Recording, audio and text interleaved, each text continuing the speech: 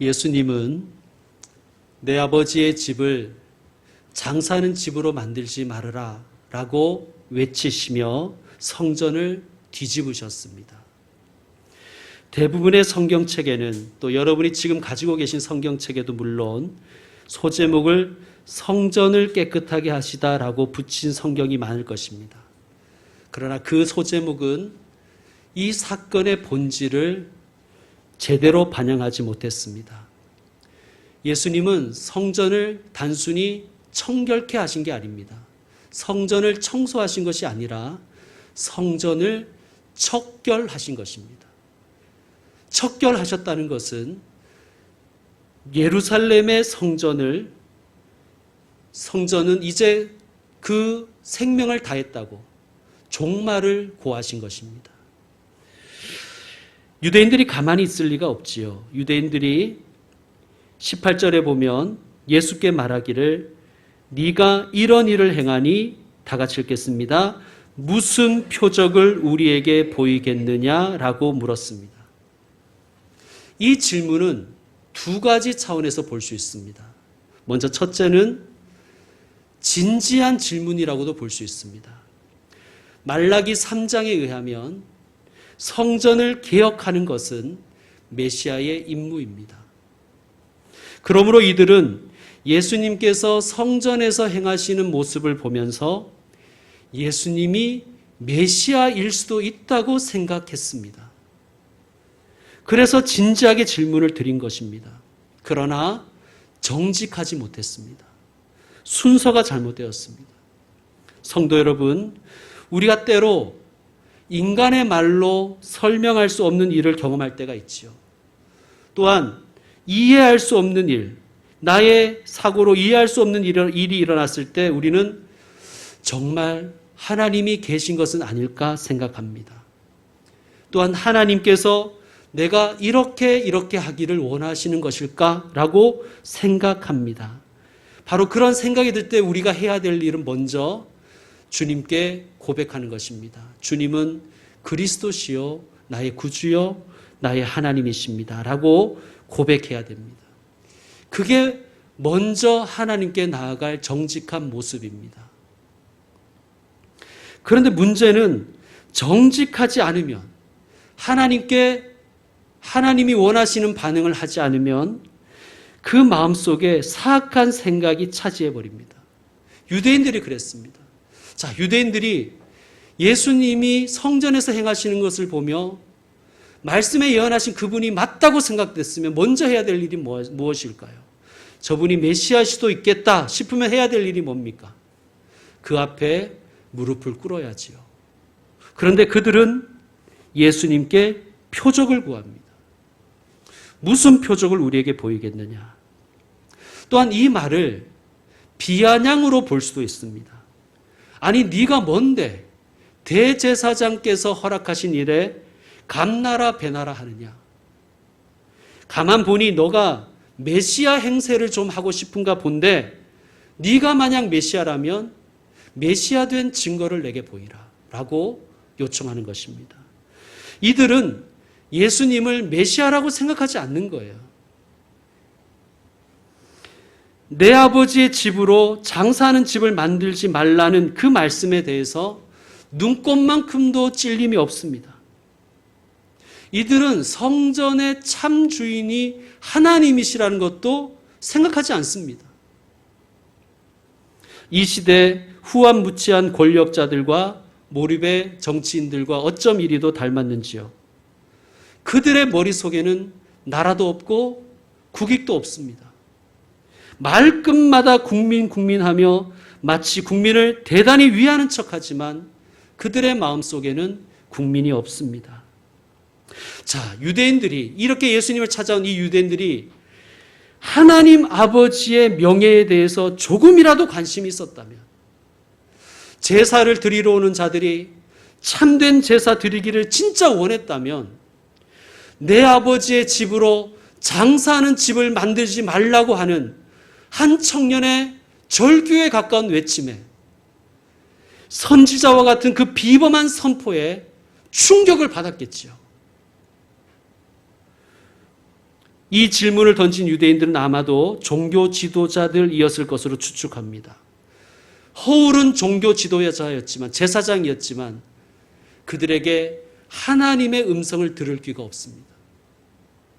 백성의 고통과 신음소리에 귀를 막아버렸습니다. 이 질문이 진지했든 비웃음이었든 예수님은 그들에게 이렇게 대답하십니다. 여러분 19절 말씀을 읽어주십시오. 시작.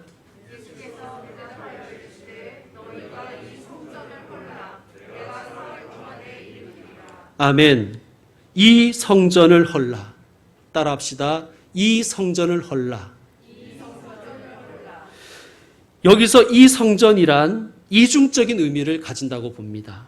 하나는 눈에 보이는 예루살렘 성전입니다.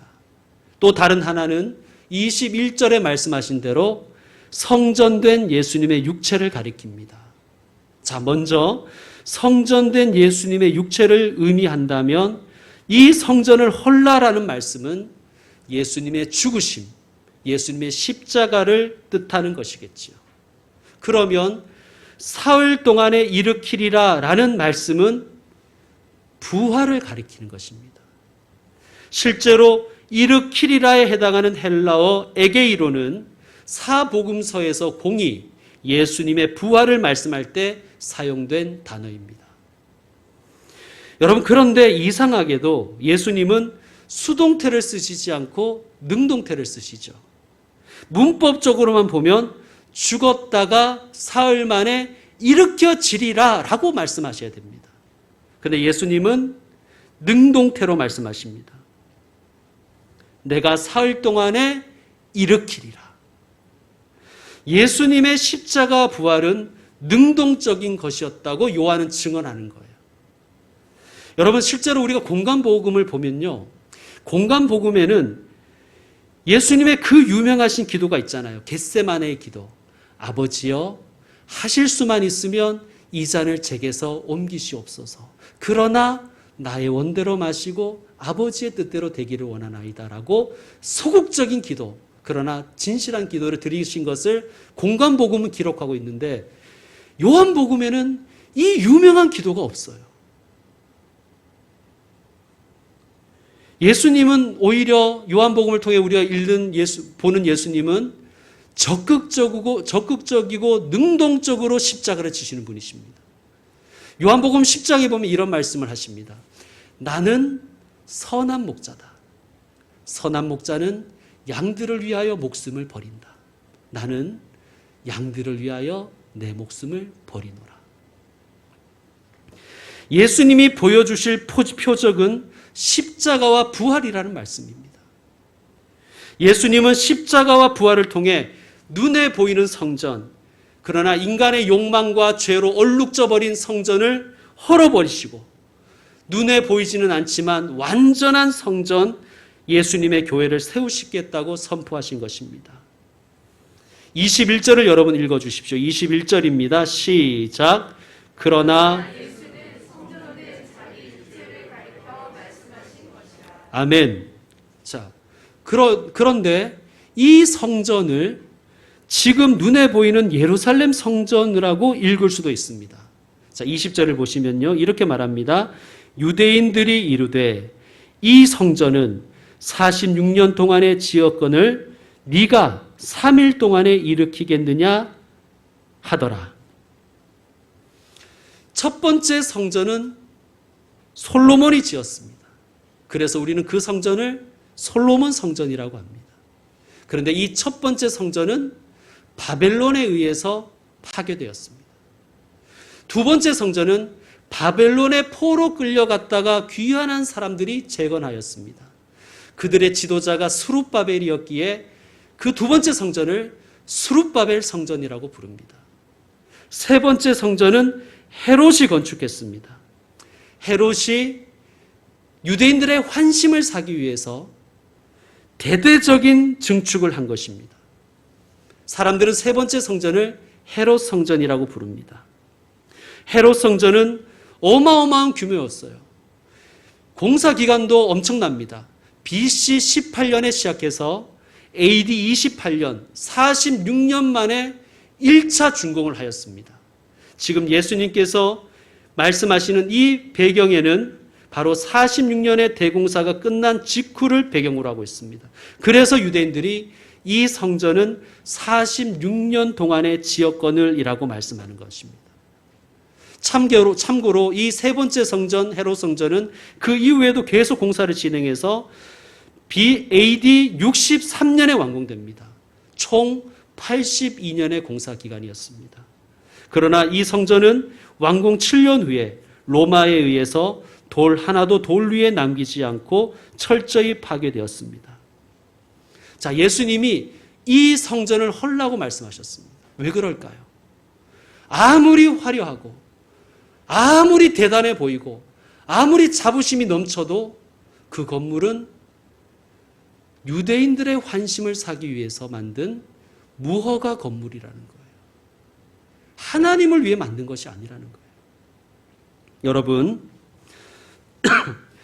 46년이 걸렸던 82년이 걸렸든 아니 820년이 걸렸든지 간에 하나님이 허물라고 하시면 허물어야 됩니다.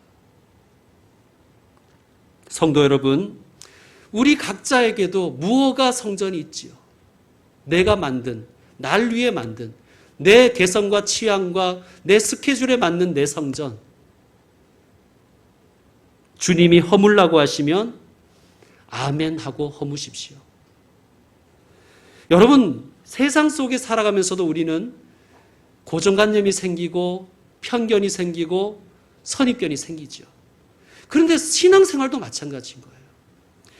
내 지식, 내 경험이 고정관념이 되고 그것이 나의 아성이 되고 나의 고집과 나의 자랑에 성전을 지어버립니다. 그것은 무허가 건물입니다. 주님은 오늘 저와 여러분에게 이 성전을 헐라고 말씀하십니다. 내가 쌓은 성전은 내가 허물어야 됩니다. 그래야 예수님이 예수님의 성전을 일으키십니다. 내가 죽지 않으면 예수님의 성전이 세워지지 않습니다. 이 성전을 허물어라. 네가 너를 위해 쌓은 무허가 성전을 허물어라 라는 말씀에 순종하지 않으면 하나님이 무너뜨리실 것입니다. 하나님이 무너뜨리시면 돌 위에 돌 하나도 남지 않습니다. 성도 여러분, 하나님이 손대기 전에 먼저 스스로 아프더라도 말씀에 순종하여 내가 쌓은 무허가 성전을 허무시길 바랍니다. 그러면 틀림없이 예수님이 예수님의 성전을 다시 일으켜 주실 것입니다. 따라합시다. 내가 헐어야 예수님이 일으키신다. 한 번 더 따라합시다. 내가 죽어야 교회가 산다. 아멘. 예수님은 오늘 우리에게 물으십니다. 아들아, 딸아, 내 아버지의 집이 너에게 온전하냐? 너 정말 영과 진리로 예배하고 있느냐? 우리에게 물으십니다. 또 하나님은 우리 교회를 향하여도 물으십니다. 내 아버지의 집이 온전하냐? 내 아버지의 집은 기도하는 집인데 장사하는 집, 강도의 소굴로 만들고 있지는 않느냐? 물으십니다. 예수 팔아 자기 이익 챙기고 자기 유익 챙기면 장사하는 집이지요. 심지도 않은 것을 거두겠다고 그렇게 욕심내면 강도지요. 예수님은 우리가 기도의 집, 하나님의 뜻을 구하고 그 뜻을 세워나가는 기도의 집 되기를 원하십니다.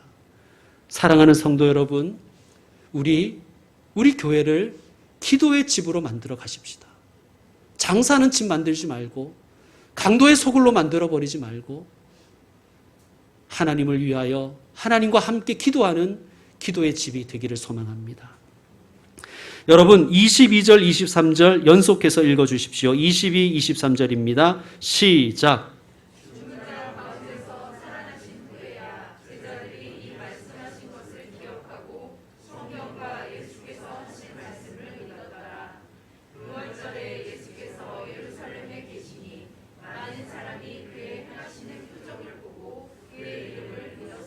아멘. 자, 22절과 23절에는 각각 믿음을 소개하고 있는데 22절에 있는 믿음은 말씀을 믿는 믿음입니다.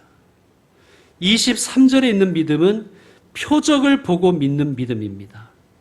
그런데 24절을 보시면 표적을 보고 믿는 믿음을 예수님은 그의 몸을 그들에게 의탁하지 아니하셨다고 말씀하십니다. 표적을 보고 믿는 믿음을 가진 이들에게 예수님의 몸을 의탁하지 않았다는 거예요. 이게 무슨 말씀일까요? 참 재밌게도 몸을 의탁하다에 해당하는 헬라어와 23절에 표적을 보고 믿었다에 해당하는 헬라어가 같은 단어입니다. 피스튜오라고 합니다. 이게 무슨 말씀인가? 표적을 보고 믿는 사람의 믿음을 예수님은 안 믿으셨다는 거예요. 예수님 우리 믿습니다 하는데 예수님이 나는 너의 믿음을 믿지 않아 이렇게 얘기하시는 거예요. 여러분 두렵지 않습니까? 여러분 우리가 주일마다 신앙 고백하고 예수님을 믿는다고 얘기하는데 예수님이 나는 너를 모르겠다. 나는 너의 믿음을 믿지 않는다 라고 하신다면 그것보다 좌절되는 것이 어디 있겠습니까? 여러분 우리에게 말씀을 믿는 믿음이 있기를 소망합니다. 예수님이 믿어주시는 믿음은 말씀을 믿는 믿음입니다. 표적을 보고 믿는 믿음은 온전한 믿음이 아니라는 말씀이에요.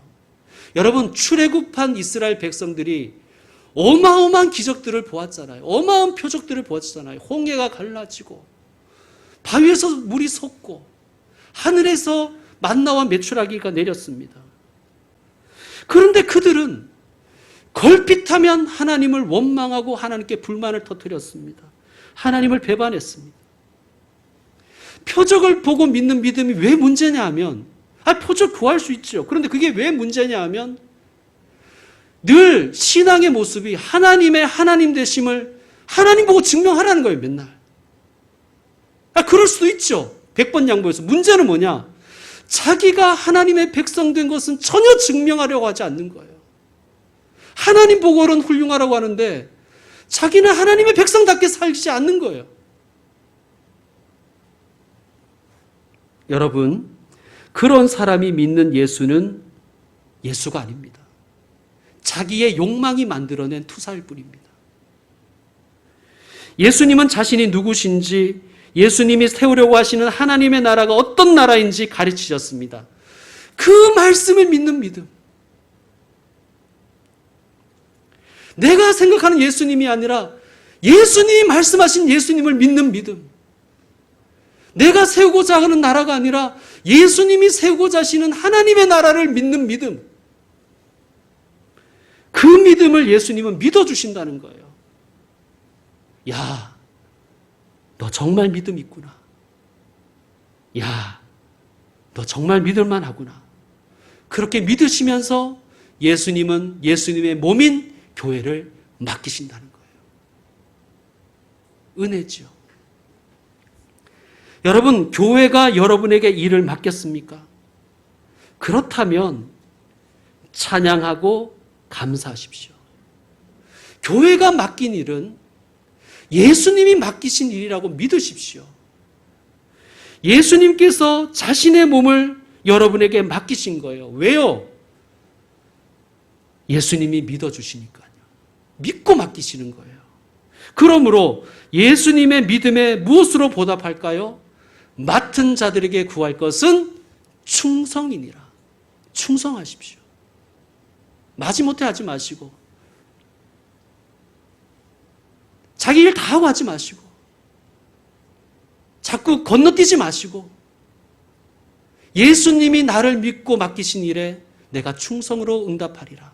그런 마음으로 가지고 여러분 신앙생활 하시길 바랍니다.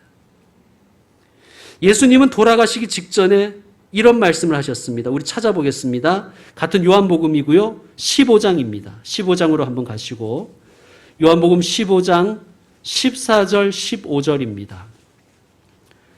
여러분 우리 함께 읽겠습니다. 요한복음 15장의 14, 15절 시작. 너희는 내가 명하는 대로 행하면 곧 나의 친구라. 이제부터는 너희를 종이라 하지 아니하리니 종은 주인이 하는 것을 알지 못함이라. 너희를 친구라 하였노니 내가 내 아버지께 들은 것을 다 너희에게 알게 하였음이라. 아멘. 여러분, 친구는 누구입니까? 흉금을 털어놓을 수 있어야 친구잖아요. 믿으니까 자기의 속 얘기를 하는 거잖아요. 예수님은 아직 제자들이 성숙하지 못했지만 그들 속에 말씀을 믿는 믿음을 보시고 아버지께 들은 것을 다 제자들에게 알게 하셨습니다. 왜요? 우리 눈에는 부족한 믿음이지만 예수님은 말씀을 믿는 믿음을 믿어주셨기 때문입니다. 심지어 친구로 생각해 주시는 거예요. 그렇게 믿어주시는 거예요. 그리고 믿으시기에 주님의 몸된 교회를 맡기시는 것입니다. 여러분, 예수님이 우리를 믿고 예수님의 꿈을 우리에게 맡기시고 예수님의 교회를 우리에게 맡기셨습니다. 그럼 우리는 어떻게 해야 될까요? 우리도 그 예수님의 믿음에 믿음으로 반응해야 되겠죠. 성도 여러분, 스스로 우리에게 자문합시다. 예수님은 이 시대 한국 교회에게 예수님의 몸을 맡길 마음이 있으실까? 예수님은 오늘 우리 김포평강교회에게 자신을 의탁하고 싶으실까? 우리 심각하게 스스로에게 물어봅시다. 이제 말씀을 마무리하겠습니다. 오늘 주님이 우리에게 이렇게 말씀하시는 것 같아요. 얘들아, 내가 너희에게 나를 좀 맡겨도 될까? 여러분 뭐라고 대답하시겠습니까? 아이고 주님, 제 코가 석자예요. 현상 유지하기도 힘들어요. 다른 교회 좀 알아보세요. 그렇게 얘기하고 있지는 않습니까? 먹고 살기 힘든데 주일에 예배 드려주는 것만 해도 대단한데 너무 많은 것 바라는 것 아닌가요? 라고 징징대고 있지는 않습니까? 성도 여러분, 우리 교회가 주님이 안심하고 교회를 맡기실 수 있는 교회가 되기를 원합니다. 그러기 위해 우리가 먼저 해야 될 일은 우리가 쌓아 올린 무허가 성전을 허물어야 됩니다. 이 성전을 헐라 내가 사흘 동안에 일으키리라. 믿으십시오. 내가 쌓아 올린 성전을 허물면, 내 취향과 내 스케줄에 맞는 성전을 허물면 주님께서 반드시 주님의 성전을 다시 일으켜 주실 것입니다. 기도하겠습니다. 주님,